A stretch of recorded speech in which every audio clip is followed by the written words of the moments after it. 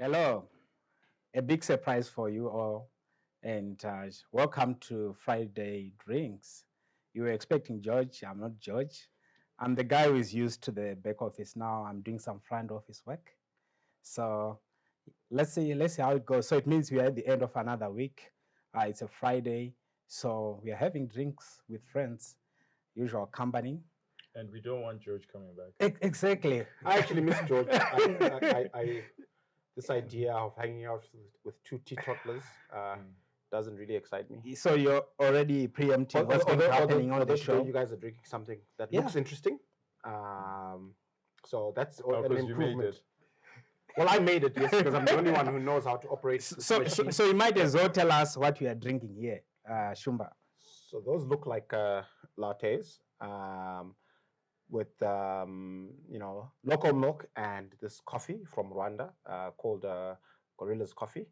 I haven't actually tried it. What do you guys think of it?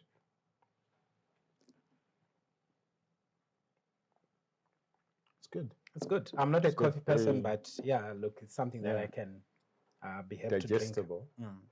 Yeah, well, I'm a certified. Yeah, no, it is. It is. It's actually very good. Coffee fiend, and so we have a sponsor who wishes to remain anonymous, who got us a machine so that I can feed my habit, and you guys are benefiting from it. And it looks like you're drinking something more interesting than you normally drink, which is progress. Because you made it, and also because you made it. Well, because I made it. Yes, number one. Number two, I actually chose the beans. the bean. And look, it looks better than what you guys usually drink. Let's be honest. Have you ever tried what we drink? Yes, sometimes. And meh. And obviously, what are you drinking? This is much more interesting than what you guys are drinking. This is a gift from our good friend Musoni, the Danger Mouse. Big up to the Danger Mouse, also known as We've actually had this on the show before. I think it's a Japanese whiskey. It's a blend. It's called Akashi Red, and it comes in this cute little bottle, and it's quite delightful. Sadly, I don't have anybody to share it with, which is okay because it only comes in half a liter version. So what I don't you have. would prefer. More is always better. But since George is not here, and you take it neat. Well, I always have the first glass neat, so that I can actually fully appreciate the flavors and character of the whiskey. And then, for the purpose of maintaining my sanity, I sometimes add ice and water. All right, gentlemen. So maybe maybe before we get on with it, it's actually interesting that George is in East Africa. Did you give him any tips of places to go? I did. We were together on Monday, and we had a great time. And I did tell him what to do, and he's in good hands. So yeah, fantastic. So George, I know you are watching. I think besides the tips that you got from Kenya here, I think you should come back. Tell us what's the secret behind Mkanya's love for East Africa. I think that's something that you can always share on this show. So I'm not so sure it's for public consumption, but if you want, get George into trouble. Okay, guys. So gentlemen, there's a lot to deal with. It's been a short week because of the holiday, but it wasn't short in terms of activity and things that we can talk about. And I guess the starting point is there's this whole talk about Russia, the fact that we have to emulate them, what they've done with the ruble after the sanctions and all. But maybe I won't try to preempt it. Maybe I'll just call upon Tina. Should just talk about what exactly did they do and why is it an inspiration on this part of the world. Okay, all right. I think the most significant thing that Putin did when this war happened, and you know that a lot of Europe relies on Russia to provide gas. Yeah. So what they did is to insist on payment for any of their gas or any of their products in the ruble, the local currency. It's not called the ruble? Yeah. It's the ruble. It's not the ruble. Are you sure? It's the ruble. You get yourself in trouble. Yeah, we're not here to pontificate or to cast aspersions of any sort. Okay. We're here to call it for what it is. Mhm. That's what we. So it's the, it's the that's what- ruble, that's not what- the rubble. Okay. Yeah. No, okay. That's fine. Carry on. Exactly. And so that's really what Putin insisted on. And also then, given that, what then happened is, remember, it had suffered, I think, just before the 24th of February, that's when the attack happened. Just after that, we saw the ruble tumble, and it tumbled down to quite low, I think its lowest level in like 2 years or so. And But it's since bounced back, hasn't it? no, that's what people say, right? Because it bounced back. They're like, oh, it bounced back because of this thing that you can now buy products in the rubble. In the the ruble. rubble. yeah, In the ruble. In fact, you see, come on. you're already confusing me. I knew it was the ruble before we Yeah. came to the show. So you can now buy in the ruble. So obviously, those who are given to propaganda and spreading, or who support, for whatever reason, support Russia, they think this is a good move. What they failed to tell us is over the same period. So if you look at Russia's highest reserves actually occurred in January, end of January, right? This was the highest levels of reserves they've ever had in the history of Russia. And it was 21 months cover, right? It means that they could go for 21 months without any inflows, and they will be able, Those to, to be pay able to pay for their imports. That's Okay. what 21-month cover, which is close to 2 years. And I sort of make the assertion that it's similar to saying Zimbabwe has 14 billion worth of reserves, right? So 2 years of reserves, which has never happened in Zimbabwe, right? But Russia, clearly, when they were preparing for this war, what they did was to up their kitty, and they had serious reserves. But what has happened since February, it is actually their reserves have actually been falling. So what people see, which is, I suppose, which is what Which is the currency media, bouncing back. the currency bouncing back and the currency holding its own, and they think it's because of this new idea That it's linked to paying- gold. No.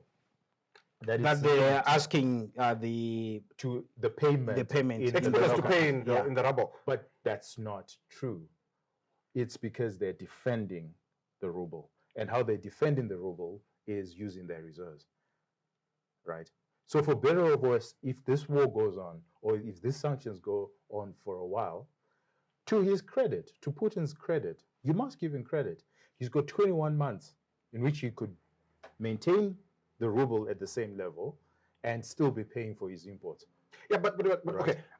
So that's look, the core of the issue, and it has less to do with the policy announcement that you can now pay your But gas in ruble. I like your take, and you are looking at it from the perspective of the Russian reserves, hard currency reserves. But assuming this war wasn't happening, and Russia wasn't in a position where they had to defend their currency for any reason, right? If you had a mandate to say, look around the world, study the different currency regimes, and choose one to model the Zimbabwean dollar on, right? What are the chances that of all the currencies in the world and all the different regimes that you would have looked at, you would have said, you know what, the guys who really are getting it Inspired right us on currency, are the the Russians. Russians, that we should emulate the Russian model. What are the chances? High chance, actually, but less to do with the economics. You're quite right that economically you would never pick Russia as the go-to model. But you must understand that the politics, there's a lot of anti-West sentiment. And unfortunately, that anti-West sentiment tends to trickle down into how we actually behave in our economics, which I think, to their credit, the Chinese can separate their anti-West sentiment and their economics. So they're still, the ties between China and the West are actually increasing, despite the war. So wouldn't, if Right. you had an anti-West worldview, okay, and you were looking for a role model for your local currency, wouldn't China make the most sense? Because China can't be. So China's not a Western Remember, these people, these sanctimonious people, pick and choose their examples. And I'll tell you why they don't like China.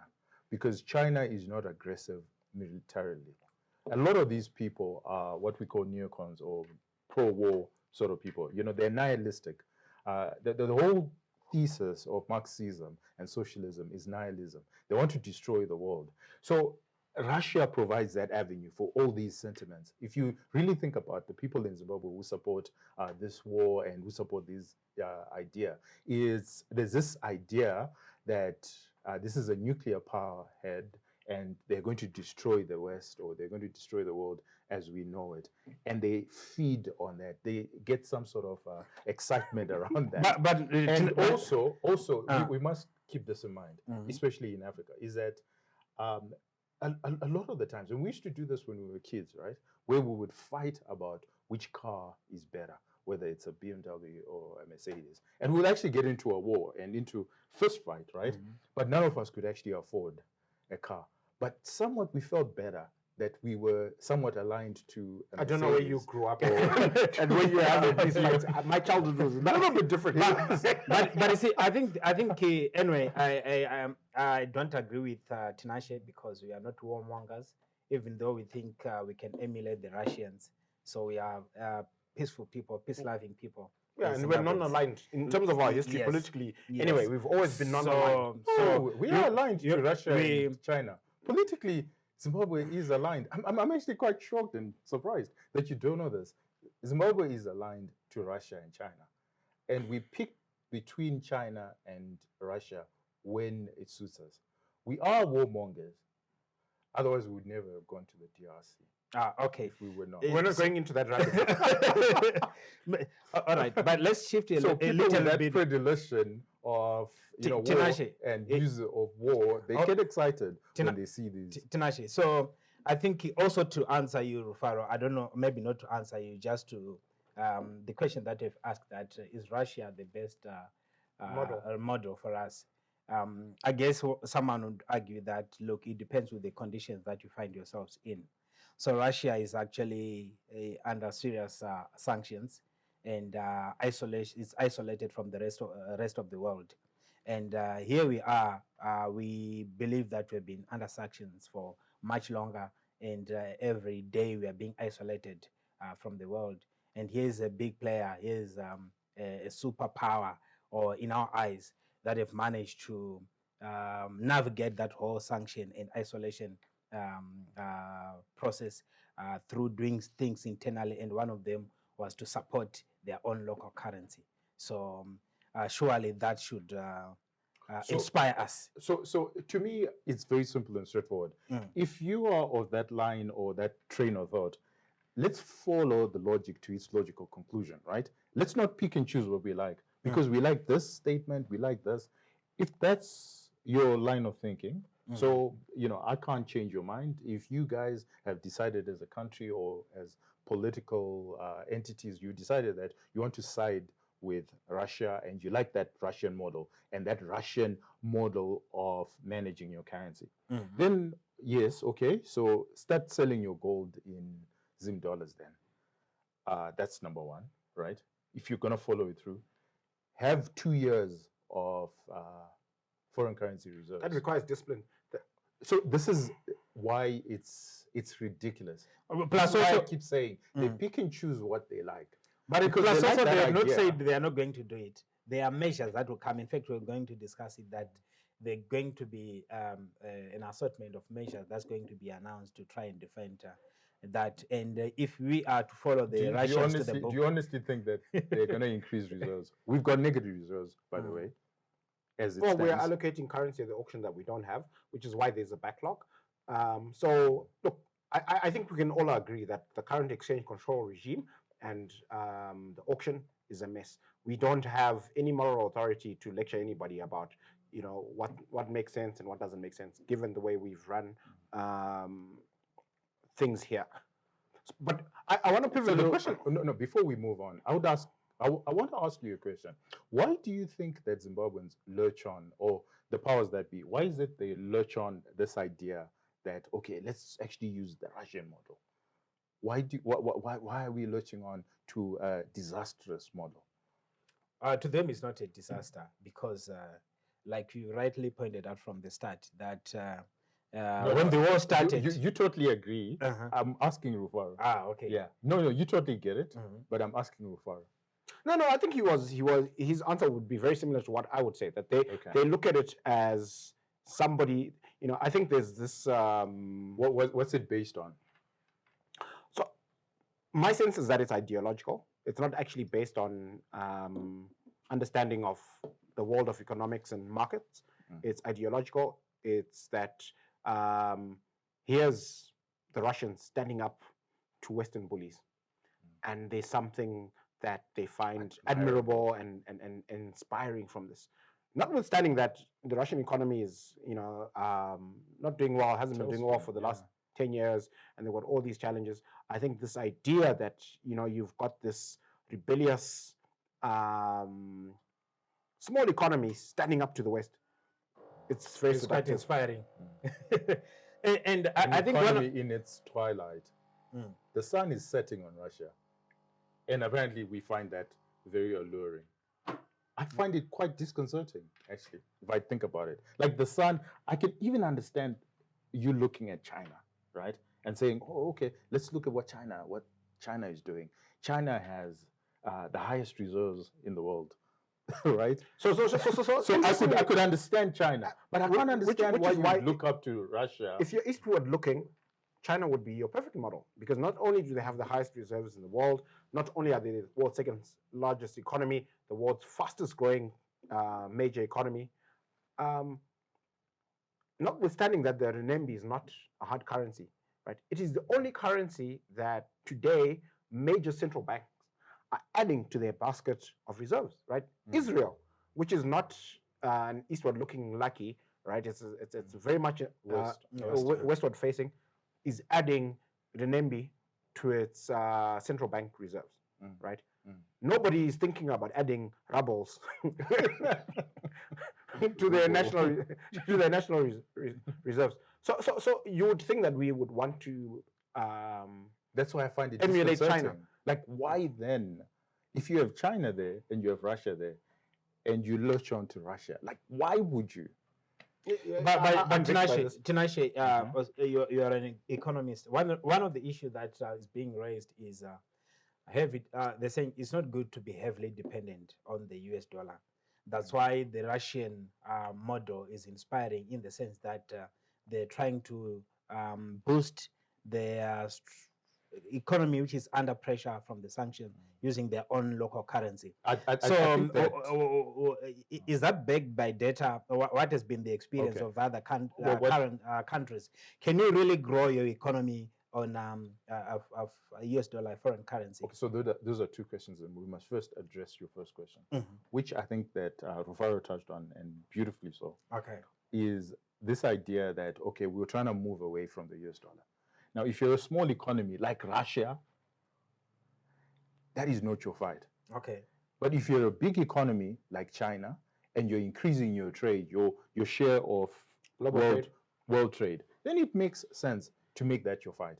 But you even find that China has not made it its fight, primarily because it knows the consequences.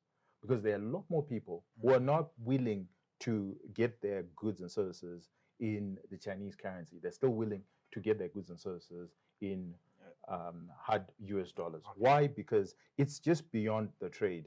It also has a lot to do with global finance. A lot more people borrow in dollars, right, than they do in any other currency. And I think 88% of international transfers are in US dollars. So do I think that the dollar is always going to be the number one go-to currency with everything that's happening in US? Maybe less so, but certainly in our lifetime, it will still be dominate. Let's forget about. But is it beneficial for a small economy like ours that's import dependent to be heavily dependent on the US dollar? That's a very interesting question, right? And I've two thoughts on it. So the first thing is, it actually doesn't matter. What matters are who your traders, your trading partners are. Your trading partners are. Okay. So if your trading partner was purely China, then you wouldn't even consider the US dollar in your economy. You would consider the Chinese, because that's where you trade. So our largest trading partner is South Africa. So it actually makes a whole lot more sense for us to trade with South Africa or a basket of currencies. Okay. That's the other thing. Unfortunately, our banks were not innovative in our multi-currency situation. Our banks were not innovative enough to ensure that we could move between the different currencies as and when we wanted to, right? But the second idea and the second thought that we must keep in mind is that you can't force markets to decide which currency to take. If Zimbabweans who've gone through hyperinflation believe that what they're most concerned about is wealth preservation, they will get it in the dollar. And you can give them, you can feed them rands, and they will still turn their rands into dollars. Why? Because the rand is a soft currency. It is. It's still, the rand is still a soft currency. So let me give you an example. If you were exporting something to South Africa, would you want to be paid in rands or paid in US? So South Africa, the South African Reserve Bank is sitting there and is asking you, Rufaro, hey, Rufaro, I've got a US dollar here and I've got a rand, 16 rands here. Which would you prefer I pay you in? I'll obviously pick the dollar. Like in every universe, so in international trade, the dollar. People prefer the dollar. But in facilitating and facilitative of an economy, what you would want, and that's why I'm a big proponent of a currency board, because a currency board actually takes care of that. It will take care of your trade, which is in rands. So 40% of the currency board will actually be in rands because 40% of your trade is in rands. It will take care of the Chinese because 10% of your trade is actually in the yuan. Yeah. And then it will take care of the US dollar because actually 20% of your US dollar, and for wealth preservation, there's still a demand for US dollar, and it will take care of that. So it will actually take care of all your requirements in a country. Those that borrow from South Africa will be able to borrow in rands. Okay. Right? So perhaps that's a good point for us to take a break. And I think there's so many people who would disagree with you when you say a small economy such as Russia, because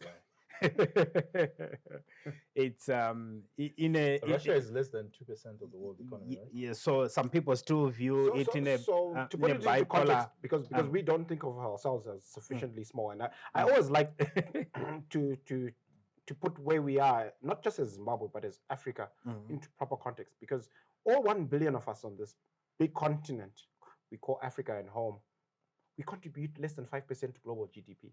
Way less. We contribute the same GDP as Italy. And Russia's economy is similarly sized to Italy's economy. And it's shrinking at a rate which will make it even smaller than Italy. Right? Yeah. And to put that into context, Russia has almost double the population of Italy.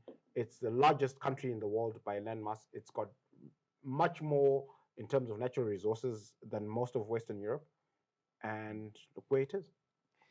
So we see you in the next segment. We are taking a break.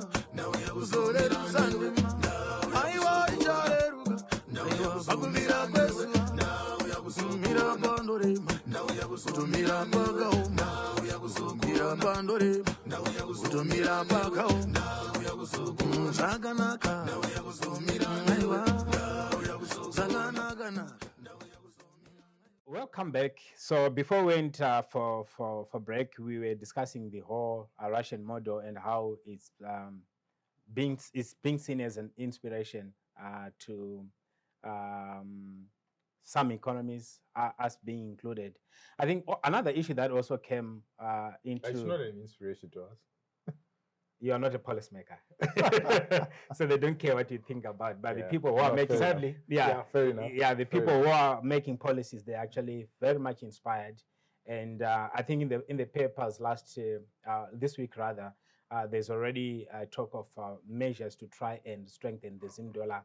And in as much as you insignificant people are saying about the Zim dollar dying a natural death, the policymakers actually think there's a way to defend it, and that's why they are so excited about the Russian miracle of being able to save the ruble, not ruble or faro. So But it's not a miracle, but and they're not saving it. They're basically depleting their They're reserves. depleting their reserves. But that's a narrative that people don't want to hear. yeah. So coming back to us, maybe the question that one could ask is, can we successfully revert to a monocurrency, and is it the ideal situation? Those are two questions, Ranga, and we need to be very careful. Politically, what they wish for, they will get, because they've done so 5 times in the last 12 years, right? okay, what have they done 5 times in the last 12 years? Just to when be they clear. when they change currencies. So politically, when they decide that they're going to How is introduce this? the bond I think notes- it's happened twice. How has it happened 5 times in your mind? okay. Unless all you're right. counting removal zeros. No, not removal of zeros. Mhm. Actually, we've changed currencies in the last 12 years. So if you look at 2009, 2010, that's when we dollarized, we introduced the multi-currency system, That's correct. right? Then after we introduced the multi-currency system, we then had a statutory instrument to introduce bond coins, Mhm. right? That's a change again in currency. It's not really a change, but I'll No, I'll let that go. it is Yeah? a change in currency. We consider it a change in currency. It's the And then- Tinashes of this world. Yes. No, But no, it's okay. anyway. That's why you then had They called it. Firstly, it was indexed to the US dollar. It wasn't a currency in its own right. It was just supposed to be there to help with change. do you have bond notes, bond coins in the US? Of course not. So if you're a multi-currency country, Okay, but I see where you're introduce- coming from. and Basically, you are introduce- counting these things as changes in Yeah, currency. no, it is Okay, changes in all currency. right, that's fine. And then you introduce bond notes, right? In 2016, Mhm. right? 5th of May 2016, we introduced bond notes. That's again a change in. Okay, no. So I'm with you. I understand Okay, where all you're right, getting the number 5 from. Okay. So politically, so the argument I was saying is politically they will get their wish. Which is, what is their wish? Their wish is for the country to be a monocurrency. So if politically they decide that they want Zim dollar and they do away with the use of the US dollar, if you remember, we've been saying this continuously, that actually our usage of the US dollar is really premised on, I don't know what SI it was, which was coronavirus related, which was you can now use your free dollars purely because of coronavirus. And if we are no longer in a pandemic, they can do away with it. So I don't that's think they'll actually do so. within- I want to no, stop you there. Just inject a different No, perspective. I think no. First, let's be very clear. If they want a Zim dollar, they will get a Zim dollar. There's nothing that can stop them. Okay, I want to actually explore that thought because I think it's useful to get a sense for what's realistically possible. So if the government woke up tomorrow and said, you know what, you can't use US dollars anywhere for anything, it's 100% Zim dollar economy. Would that actually work? No, that's a different question. That's not the question. No. that But he asked. no. The reason why I'm putting that question on the table is because No, but then first answer, Rangas, can they do it? No. So it's like asking can Russia use nuclear weapons? Yes, of course they can. But will they do it? Is it sensible to do it? No, that's actually a bad analogy, because it actually takes a lot for Russia to use its nuclear than it is for Zimbabwe. I to don't think become so. a I think monocurrency. that if we don't have a pandemic anymore, and we don't have a pandemic anymore, to be clear. no, it's still. I think right now Like we've you got can- the 5th, 6th wave going. What I mean is, by law, the statutory instrument that allows you to use US dollars today Mhm. is only predicated on a pandemic. I agree. Beyond a pandemic, I think this is clear. we go This is, back that's not to that's not controversial. currency. But- So but can I- they do so? Yes, they can. Can it work? Which is a Okay, secondary so question. let me Yes, it won't pose it work. back on balance of probability, right? What are the chances in your mind? What do you guys think? Okay, maybe I'm missing something. What are the chances that we will wake up one day, tomorrow, next week, next month, next year, and our government will say, you know what? Only Zim dollars, no On- US on the dollars balance of at all. probability, Yes. it's the odds are that's more likely to happen. Yeah, give it a number. What 50% probability? 70? I said 80? the odds are more likely to happen. 51%. Yeah, the odds are it's more likely to for happen. me, like 3 weeks ago, I think I would have said it was unlikely to happen.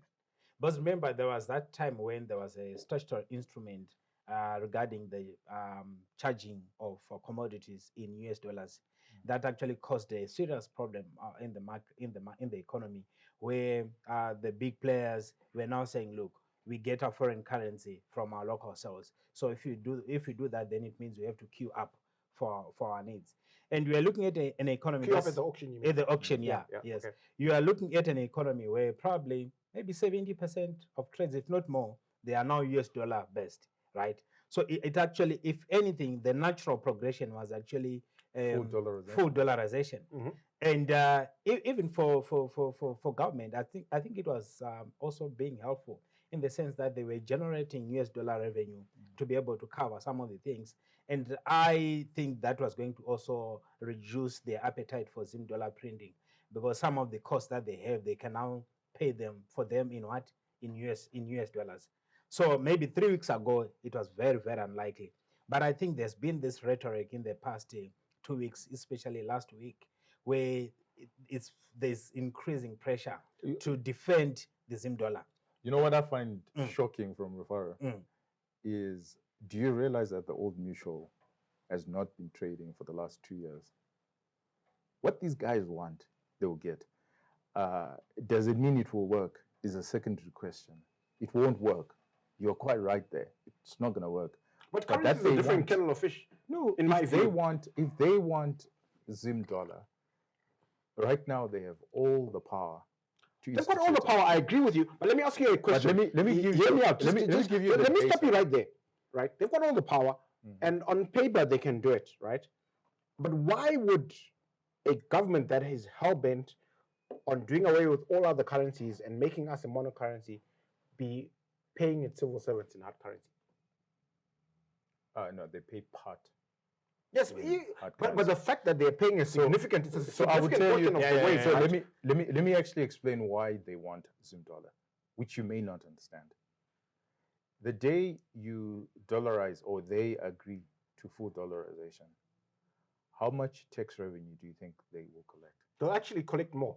If you think about the GNU, So- they collected $4 billion a year. Did If they you look at start- the numbers now, No, did they it's start- between 2.5 and 3.5 The highest billion. we ever collected was $3.5 billion, but I get your point. Did it start at 3.5? I think the first year of dollarization, It was much less. it was like 800 And civil servants were earning only $100 a month. Do you think that will sell right now when you have elections coming? Do you think that? Yeah, they- but I think the they difference, dollarize- the difference, Tinashe, is in 2009, maybe the penetration of the US dollar in our transacting was probably less than 10%. Right now, I would say 70, 80% of transactions are already in US dollars. And there's a lot of US dollars outside the formal market. So, So that's not taxed. yes. So a re-dollarization today will actually be less painful than it was in 2000. But still painful. Of course. For it's still- government, yes. it's actually very painful in two ways. Mhm. First, they would not be able to pay salaries. Mhm. Second, they would not be able to pay the invoices that they're currently paying. So a lot of infrastructure projects. projects, a lot of this spending is actually Zim dollar spending, Mhm. which they can do so because it's just, writing a check. Well, now it's not writing a check. It's just punching in numbers. You punch in numbers and your account is credited. They will not be able to do that. So they will not be able to pay civil servants. They will not be able to pay their invoices. Then But finally, I actually think they our would not be government able- is much more pragmatic. they than will we not give be them able credit to for. run a political No, I hear you. campaign. I hear you. I see where you come from. But I think that the government, based on my analysis of its actions on the ground, is much more pragmatic than you are making them out to be. So I'll give you a classic example that we haven't actually discussed on this show, surprisingly, which is the fact that if you walk into a big formal retailer, all right, like Pick and Pay or OK, there's another semi-official rate, which is 280. So if you find yourself in a pickle where you don't have some dollars and you need to pay for something in US dollars, the rate effectively is not 160, which is the auction rate. It's actually 280. And you're quite happy paying No, 200 when you know you can get 400. I'm not saying that. Maybe You're putting words in my mouth. It's certainly better than 170, So, no, where the auction rate is. But you're missing the point that I'm trying to make. Please make it. The point I'm making is that this informal arrangement, this gentleman's agreement or backroom agreement, is the government tacitly acknowledging that 160 is not a real rate. It's an official rate, and it's at a discount to fair value. I think there's an economist who I won't name because he may not want to be named, but he actually analyzed Zimmer's last report, and he found a Freudian slip where there was a comment in that document where they were talking about companies buying cheap currency from the auction. So I think they are very much alive to the fact that the rate in the auction is not fair value; it's a cheap rate. And I think they're pragmatic. You're missing the point totally. Listen, the government works well when you have all these different rates, as long as they're getting their money. And how are they getting their money? Remember, we have a budget of 3.5 at most, 3 billion if you're being honest, that we collect in US dollars, 3 billion. But there's another $3 billion that they get to spend, which can only be accounted for through Zim dollar arbitrage. What I mean by that, let's look at the auction. If you look at the auction, that 40% retention, consider it as a tax. You would agree, right? Now, if you dollarize, what happens to that tax? Yeah, it goes away. It goes away. Now, the expenditure is 7 billion. We only collect 3 billion. To your credit, if you guys are right, if we dollarize, we still get our 3.5. We still get our 3 billion. Okay, fair enough. I will concede to that. But remember, our expenditure is already $6 billion. How are you going to cover that gap? The 3 billion, they've been covering it through these subsidies. And the subsidies come from taking from the exporters as a tax. All these different subsidies that we have, underpaying civil servants, because civil servants are not getting what they should be getting. So you underpay, you tax there, you take this, you take that. That is what covers that 6 billion. Unless you're telling me that forthwith, once we dollarize, then no more roads, no more infrastructure spending towards an election. So I have a very different view. No, fair enough. And just substantiate your argument, which you haven't done so far. I have lots of empathy for your view, by the way. It's not my view; it's the reality. Well, it's your version of the reality. Look, so here's, and this is what gives me optimism, because I think that the government that we have today is given to pragmatic pivots, and we've seen this a bunch of times. I believe that if we dollarized, number one, government revenue in real terms would actually increase, confidence in the economy would actually increase, and instead of seeing our treasury doing a global roadshow to raise a pitiful $100 million, they would actually be able to do a global roadshow to raise between $5 and $10 billion, right? But the exchange control framework is completely broken and dysfunctional, and that's why they can only talk about raising $100 million. So I'm going to push back hard, Rufaro, because And not because I don't believe in dollarization, Mm. but I don't believe in the narrative that you're giving.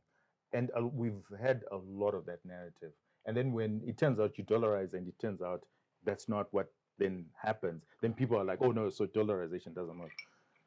Dollarization is not a panacea in any way, right? It's not going to solve your structural problems that you have.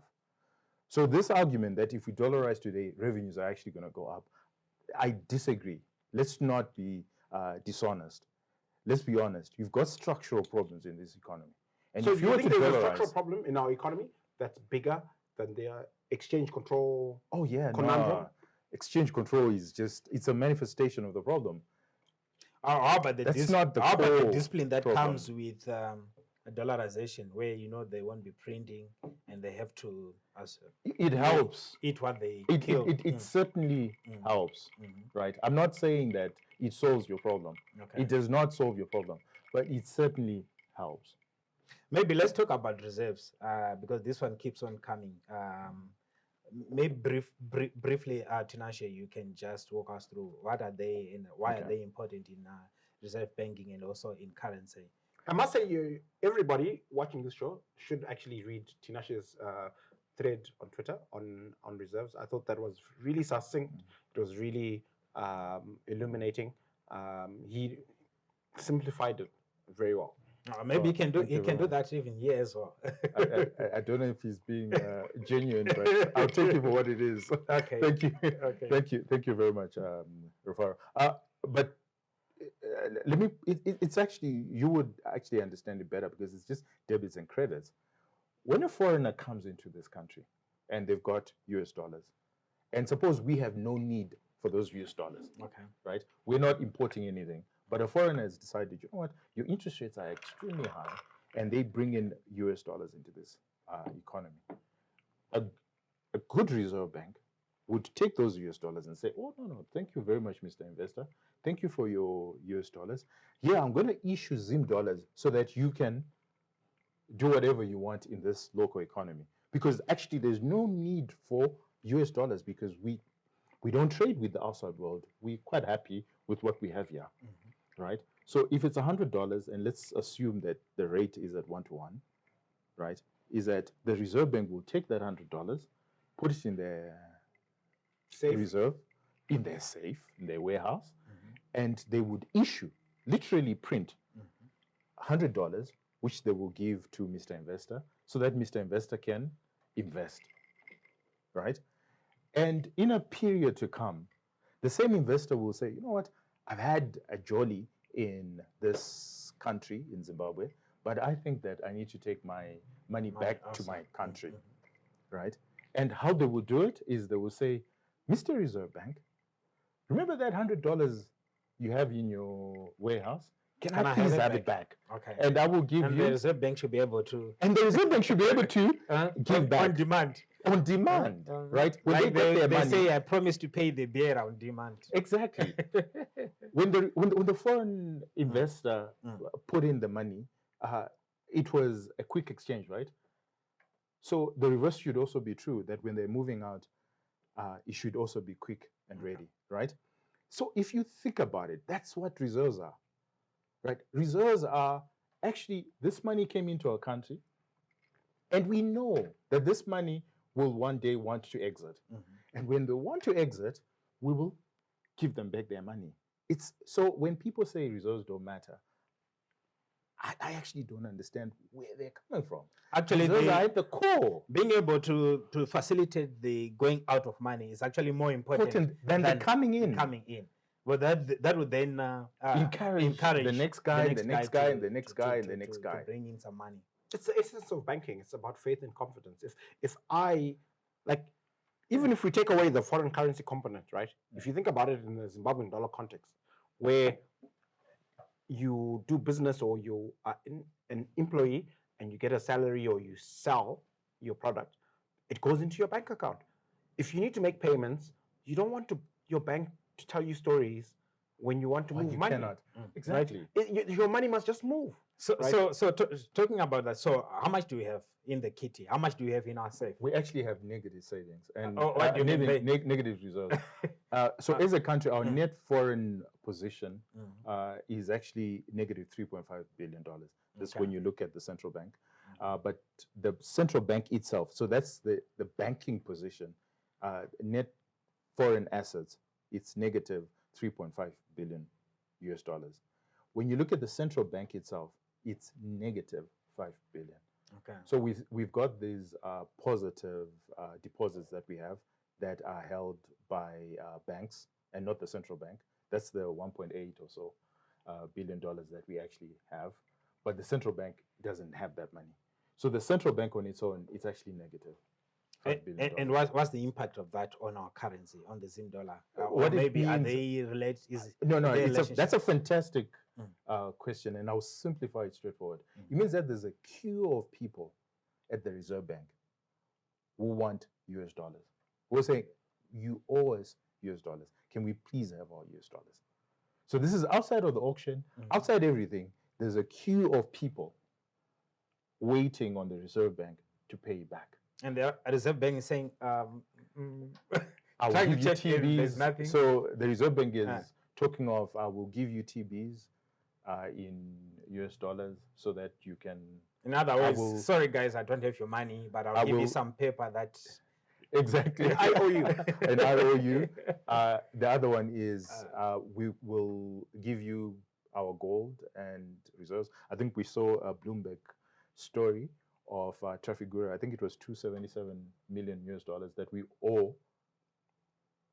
owe as a country to Trafigura, and that's sitting somewhere. I'm not so sure where, but Trafigura has said, okay, we're going to attach your minerals. So that's what we're doing. We have to allay those people. Now, this is the thing about Russia, going back to Russia. Sorry to take you back to Russia, but Russia doesn't have those people. Okay, who are queuing up to take. We're queuing up. Russia actually has more reserves than people queuing, asking for US dollars. So I guess that's why we should emulate them. Okay, gentlemen, we have to take another break, and I'll proceed after the break.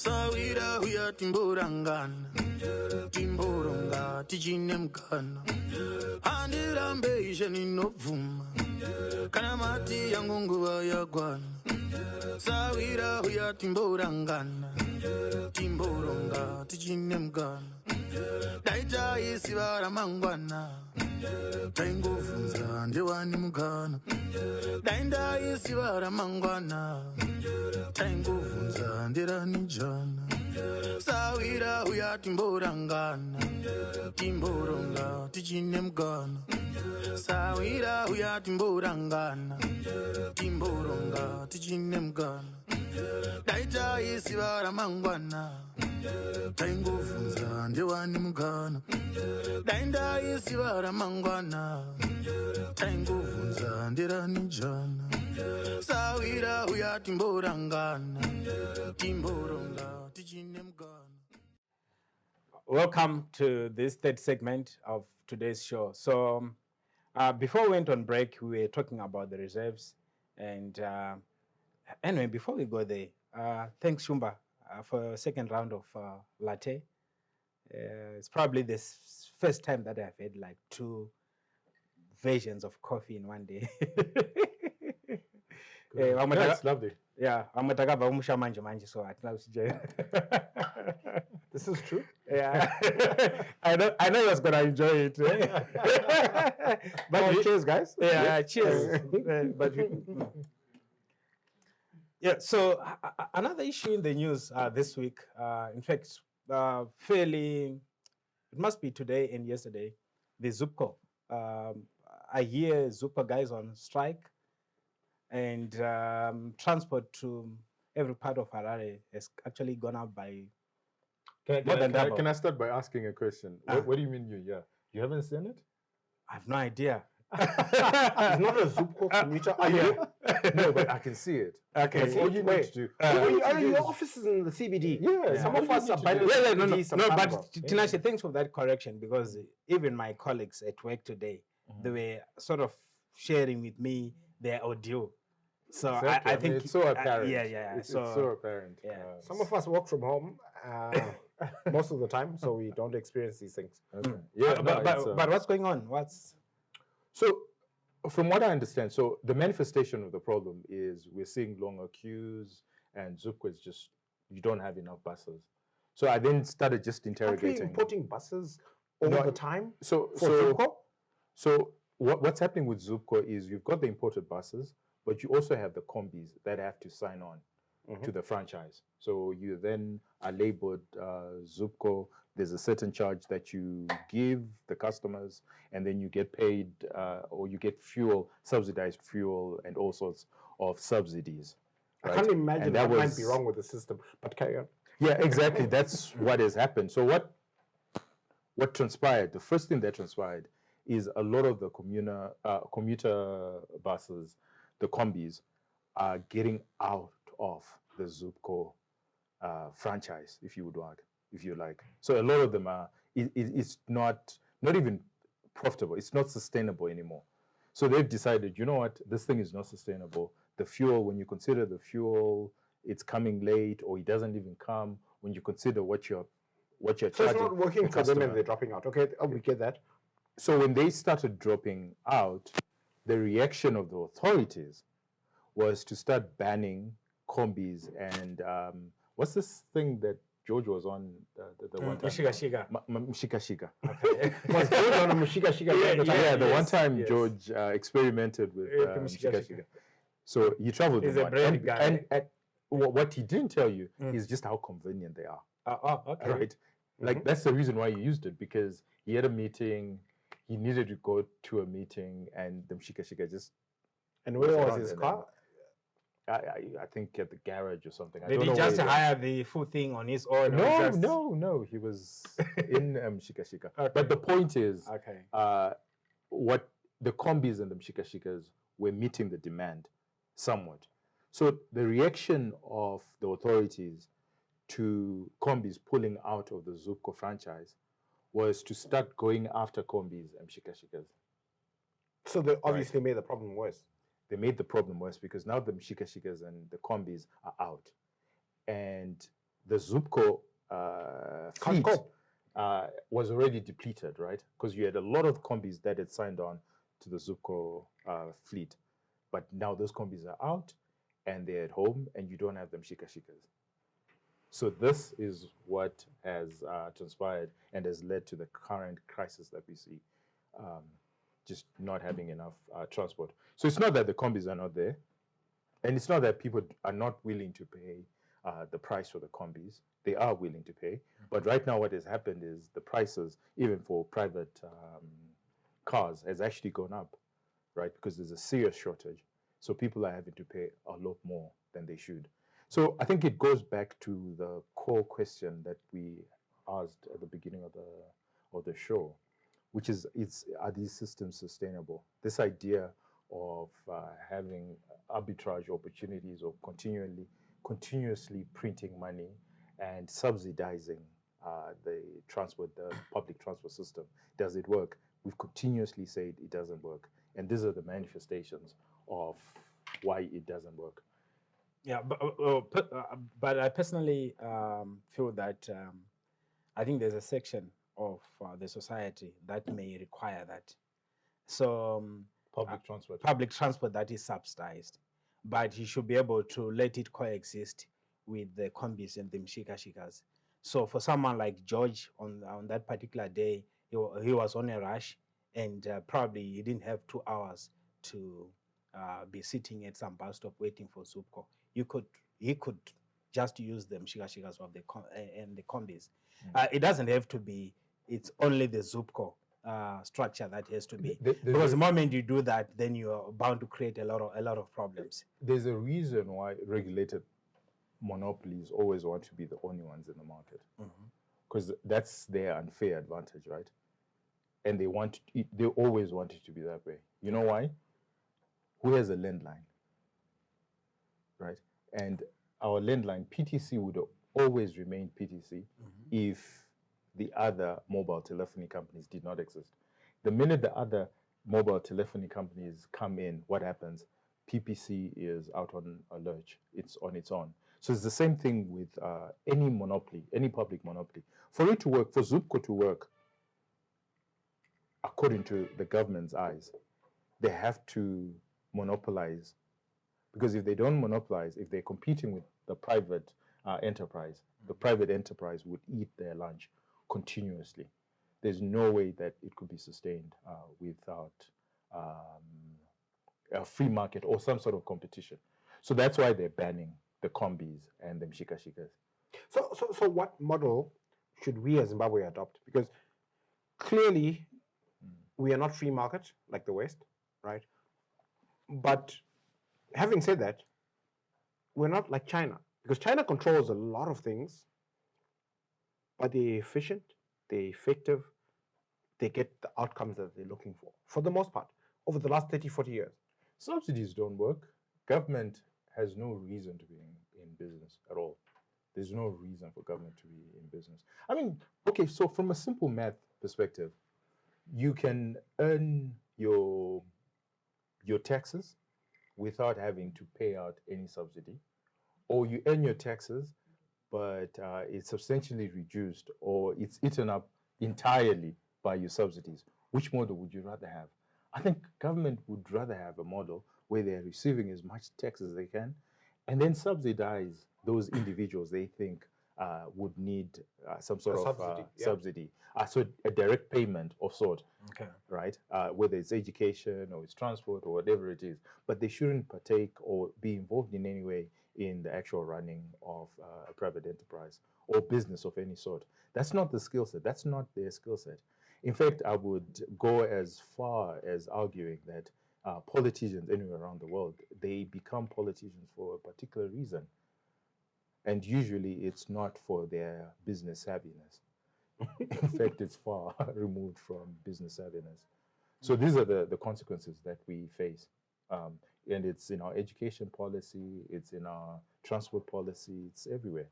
This is where we find ourselves. It's actually quite sad because it's happening today when schools are reopening. So you can just imagine the nightmare that parents and kids are having to go through. Because look, I think the ZUP was quite convenient because there were buses that were allocated to specific institutions or to schools. So kids. But it was never sustainable. Yeah, it was never sustainable. But you see, look. So it was convenient when you were enjoying it. Exactly, and also not necessarily just a convenient, more like a survival issue for some of the families, because if you can't pay or give your kids fares for mshika or the kombi, you are happy for them to be waiting for the Zupo, even if it takes them 2 hours, because it's not like you have got the luxury. You're not saving. That's the only coin that we have. So those guys were going to see their girlfriends from one corner of the town to the next. Those should use mshika, right? Or even taxis. But then if you had Zupco, what do you think was happening? How many people were on Zupco? We had legitimate business. We had legitimate business that they were going to work or they were going to facilitate some sort of business. But we can't penalize. You can't penalize genuine users of a product or service. What tends to happen, and this has been, the genuine users are crowded out by free riders. This is the story we continuously say. This is the problem with subsidies, is that you then get more free riders than genuine users. Similarly with the auction, right? There are now more free riders than there are genuine people who will require subsidized currency. So a subsidized currency would have been maybe, let's say, medicine, for example, for the public hospitals. One could argue.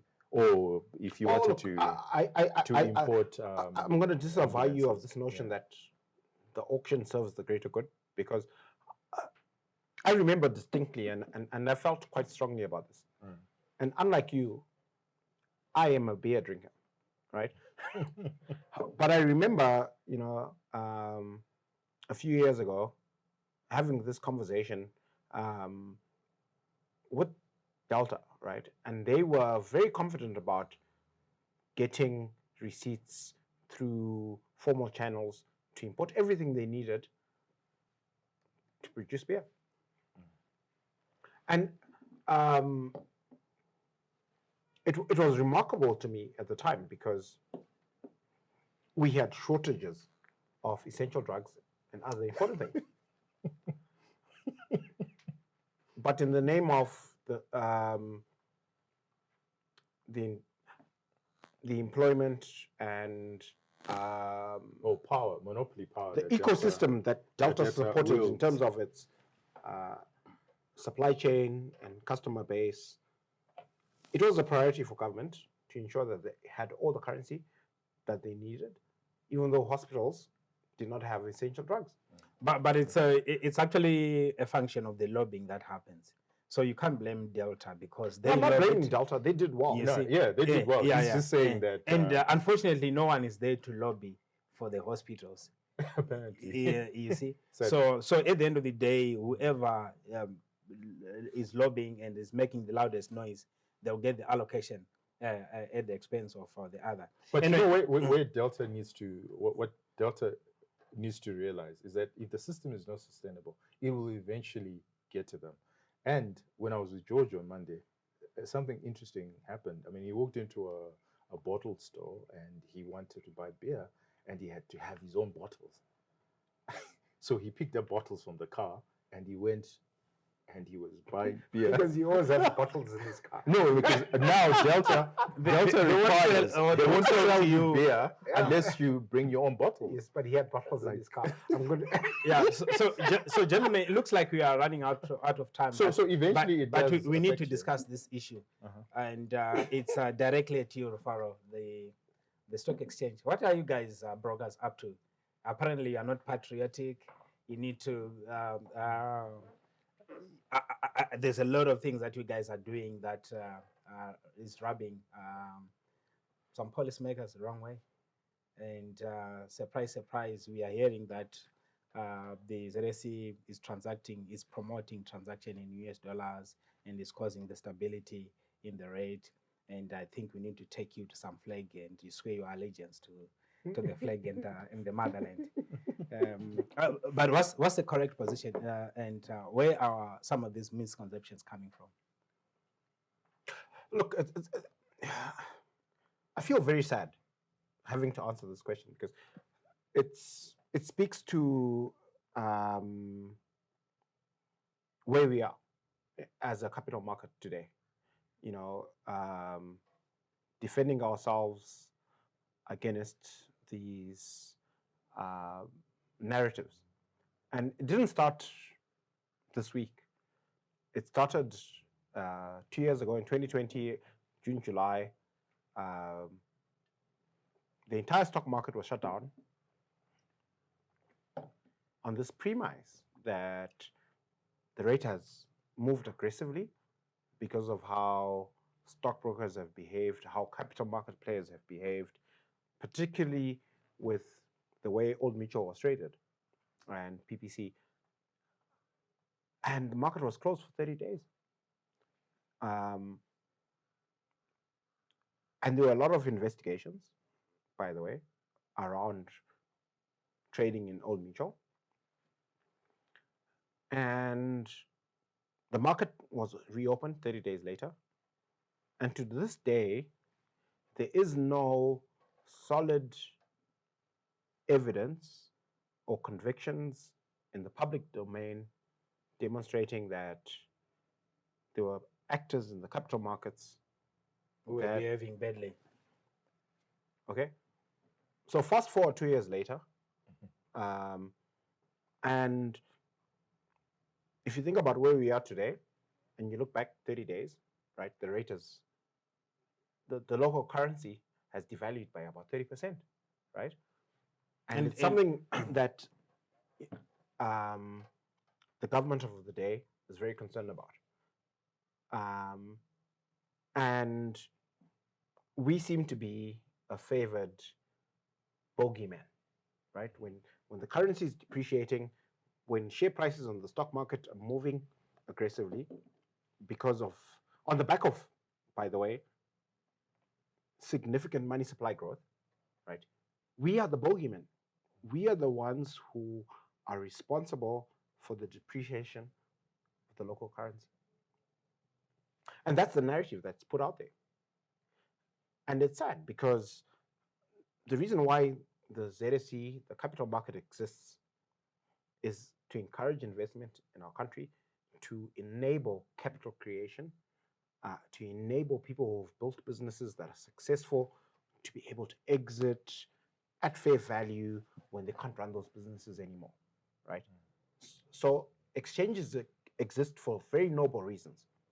And for us to be caught up in a conversation where we're not talking about raising capital, we're not talking about promoting entrepreneurs and growing our economy, we're talking about how the capital market and stock. You're not answering why is the stock exchange an easy bogeyman, to use your language. Why are they not blaming him, everyone else? Why are they going after the stock market? When clearly stock market, you use Zim dollars, it's actually promoting the use of Zim dollars. You buy in Zim dollars, you sell in Zim dollars. To the extent that for someone who's holding US dollars, they have to exchange them for Zim dollars if they want to participate on the market. So why is it such So an it's easy actually the bogeyman? single biggest platform where Zim dollars are still being accepted for transacting. And not only that, it's actually a sort of a pressure release kind of point where imagine with the amount of Zim dollars that are coming into the economy and there was no stock market and all these Zim dollars, people are panicking about the value preservation would have to go to the parallel market. Where do you think the rate will be today? So if anything, the stock market is actually providing a cushion, some sort of a soft landing, and it's probably why the rate is at 400 and not 800 or 1,000. Yeah. So, but I would like to understand: is it lack of knowledge? Is it ignorance, or is it maybe something? It's a bogeyman, I totally agree. But why is it an easy? Because this is why is it easy to pick on the stock market? In fact, this is not new, by the way. In terms of public policy, stock market investing is actually deemed a speculative activity in this country. That's why you can't borrow to buy shares. Because it's a speculative activity. But like I've rightly pointed out, the stock market is actually an avenue that can be used to develop the economy because people can raise funding here, but also for investment purposes. So you want the pension funds, you want the pensioners and everyone who is undertaking a long-term investment to have a platform. And this is a platform which is there. And if you look at the value destruction that is taking place actually in this country, it has not been happening in the stock market. In fact, the little value preservation that has happened, even in 2008, was on the stock market. And so other avenues, fixed income, treasury bills, and all, they're destroyed. After hearing you, yes, could I put a hypothesis out there? Maybe the authorities are mad that the stock market is not destroying value, like what's happening everywhere across the economy. No. I don't think that's a coherent argument. I think that so I've been in the market for a little bit of time, and I have a little bit of knowledge and understanding of how it operates and the dynamics with the government of the day. Okay, so I remember distinctly 10 to 15 years ago, the Minister of Finance of the day had this idea regarding a very aggressive withholding tax on sales. And because the stock market was self-regulating at the time, it was controlled and run by stockbrokers. they had a meeting after this announcement, and they said, you know what? This announcement doesn't make sense. It's bad for the market. It's bad for the country. It can't stand. And they decided to stop trading. And they sent the minister a message. We are not going to trade as long as this policy announcement holds. It was incredibly brave. It was incredibly principled. And very unusual in our given our cultural setting. So we choose appeasement. We are not confrontational. And they didn't give him any wiggle room. There was no golden bridge where he could say, okay, if you give me half of what I want, life goes on. They said, no, not going to happen, forget it. And the minister actually did a complete reversal. He accepted the market's position and life moved on, right?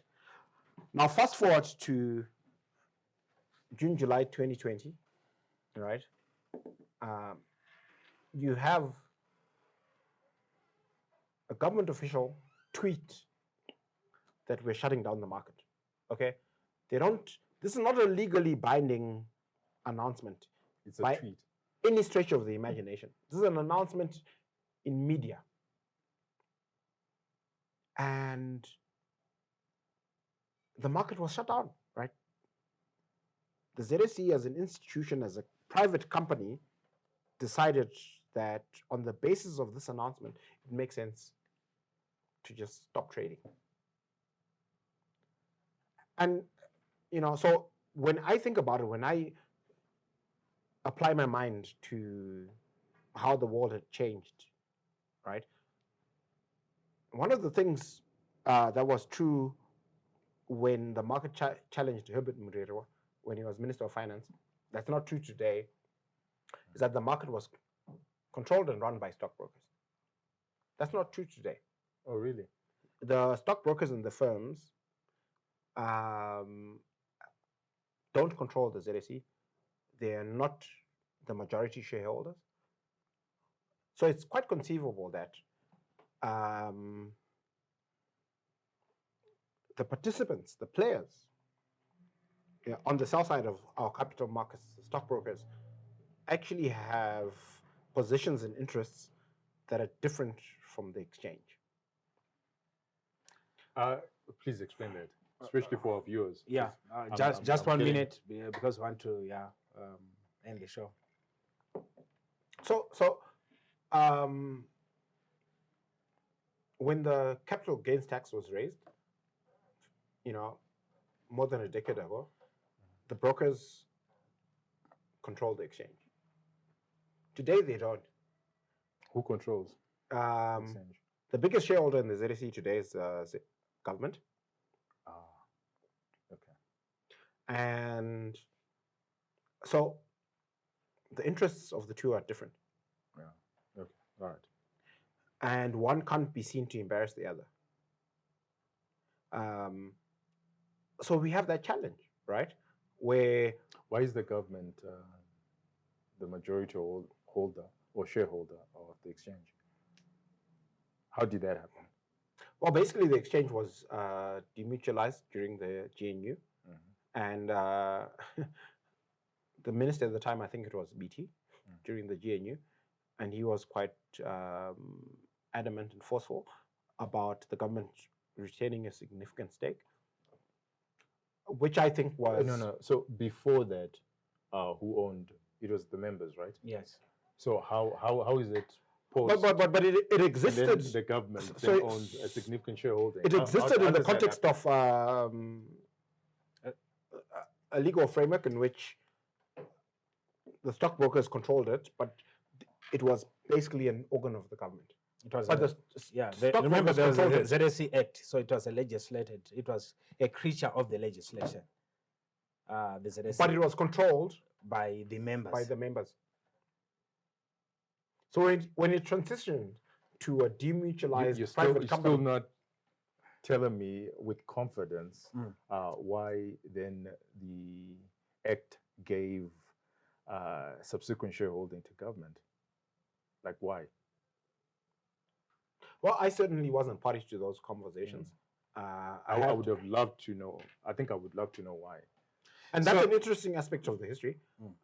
Sorry, Farah, to cut you. I think we can always continue on this very interesting discussion.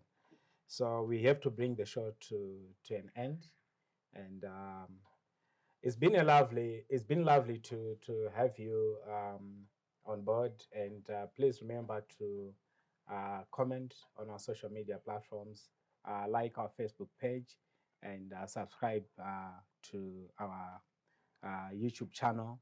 And it's a Friday. We are coming to the end of the show, but the drinks are continuing. So we are expecting another round of Jesus.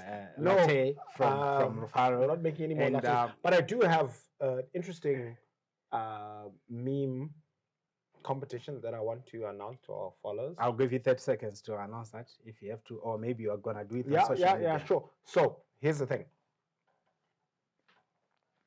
There's a meme that has tickled us that we want you to participate in on Twitter, on Facebook, on YouTube. And there will be a prize for the best responses in our season finale. So please tell us, who is your derivative?